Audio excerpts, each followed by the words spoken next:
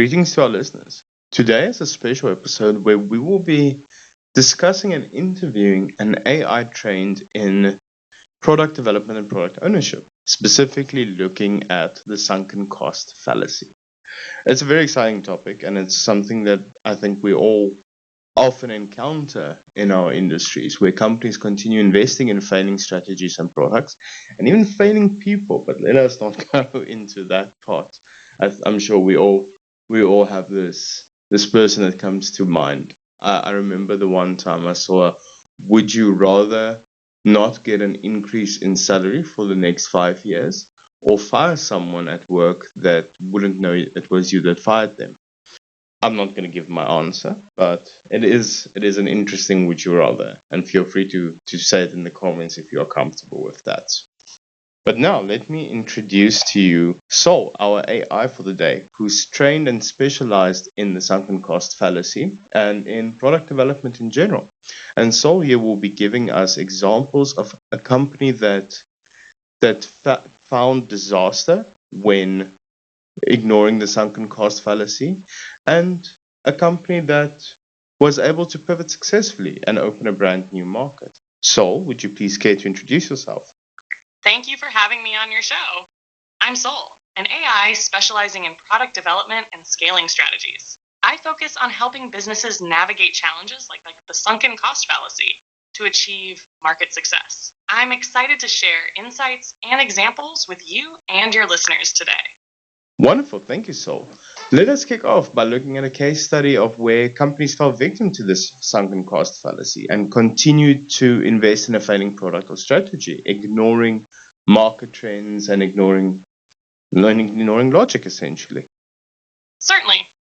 One classic example is Kodak, which held onto its film-based photography business despite the growing popularity of digital cameras. Even though they had early access to digital technology, they kept investing in film because of their significant past investments. This hesitation to pivot ultimately led to a severe decline in their market position. Kodak is a great example of this. I think another great example is Nokia. It's one that is very often touted about, and how they refuse to jump on the smartphone industry as soon as possible.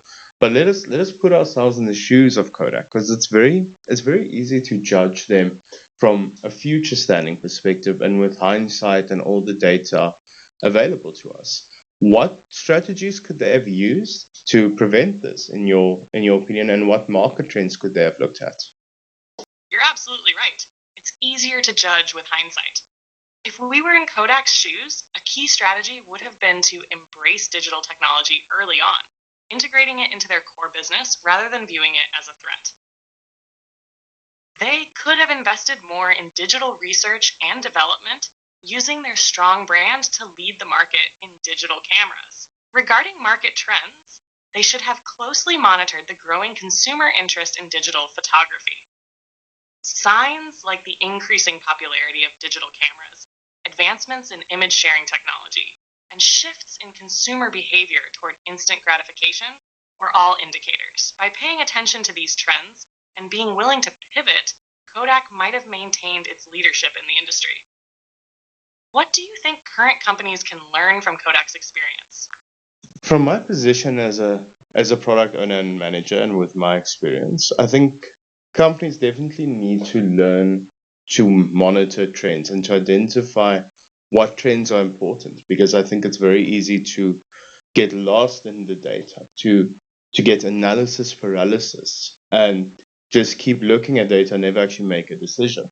In Kodak's example, for instance, though, they did not look at the data and they were in the sunken cost fallacy. But I think when one looks at that example, one should, one, learn to not ignore data, but two, not get stuck in the data too much. Another company that I want to touch on that I think analyzed the market perfectly and created a very good market entry is Netflix. What's your opinion on them? Netflix is indeed a great example of a company that adeptly analyzed market trends and executed a successful market entry. They started as a DVD by mail service, but recognized early on that streaming was the future of content delivery. Instead of clinging to their existing business model, a trap Kodak fell into, they invested heavily in streaming technology. By doing so, Netflix avoided the sunken cost fallacy. They didn't let their substantial investments in DVD distribution prevent them from pivoting. They also harnessed data analytics to understand viewer preferences, which informed their decision to produce original content. This move not only set them apart from competitors, but also gave them control over their content library. Their willingness to adapt quickly to changing consumer behaviors and technological advancements highlights the importance of not getting bogged down by existing investments or excessive data analysis. They balance data-driven insights with decisive action, avoiding analysis paralysis. Your point about companies needing to identify which trends are crucial is spot on. Netflix exemplifies how focusing on the right data, such as consumer viewing habits and emerging technology adoption rates, can lead to successful innovation and market leadership. My biggest beef with Netflix, and something that if I look through my product manager goggles, if I put on my business hat, my biggest beef with them is that every show seems to be on a different platform. I cannot simply subscribe to one. I have to split my costs, and then it significantly increases my monthly expenses to these streaming services, because I find Shrek on here and I find my wife's series on Netflix, and then Disney Plus, and then Showmax and Prime Amazon and whatever more there is. And this for me kind of it drives the cycle back towards piracy and the need for one-stop shop, which is what I believe the STV in South Africa aim to be. Um, and it feels like we're going kind of back full circle into that. I understand your frustration with the fragmentation in the streaming industry. The proliferation of multiple platforms, each hosting exclusive content, has indeed made it challenging for consumers to access all the shows and movies they enjoy without subscribing to numerous services. This not only increases monthly expenses, but also complicates the user experience. From a product development and business standpoint, this situation highlights a significant pain point in the market. Consumers are seeking a one-stop solution that provides easy and affordable access to a wide range of content. The current model can inadvertently push users to look for alternative methods of accessing content due to convenience and cost concerns. This scenario opens up opportunities for innovative solutions, such as aggregation platforms that can bundle multiple streaming services or negotiate broader content licensing agreements. Companies could collaborate to create more unified offerings, which would enhance customer satisfaction and loyalty. Moreover, understanding and addressing these consumer needs is crucial for the industry's sustainability. By focusing on accessibility, affordability, and convenience, streaming services can improve their value proposition.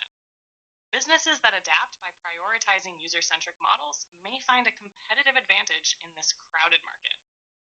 In essence, the streaming industry is at a pivotal point where reevaluating strategies to meet consumer demands can lead to long-term success and potentially reduce the frustrations you're experiencing. You touched on something very important that can be talked about for hours and hours, and especially with such interesting topics. So I think next time we'll touch on price and demand, and doing that and driving decisions on how to actually price your product, because pricing is such a big driving factor. But I'm curious to think, and this is a question for our viewers out there or our listeners before we close out, is would you be willing to pay more for a subscription that genuinely solves this problem, that genuinely is a one-stop shop? Because obviously the more revenue, the more expensive licenses can be bought and the more content is available. And are you keen on going about, let's say, 80% of your current streaming subscription prices and subscribing only to one channel? But this is obviously much more difficult to achieve than it sounds, because I think this is what every streaming platform aims to do. So, do you have any closing remarks for our listeners on how to avoid the sunken cost fallacy, maybe not only in a professional environment, but also in personal life, before we close this out? To avoid the sunken cost fallacy, it's important to focus on present value rather than past investments.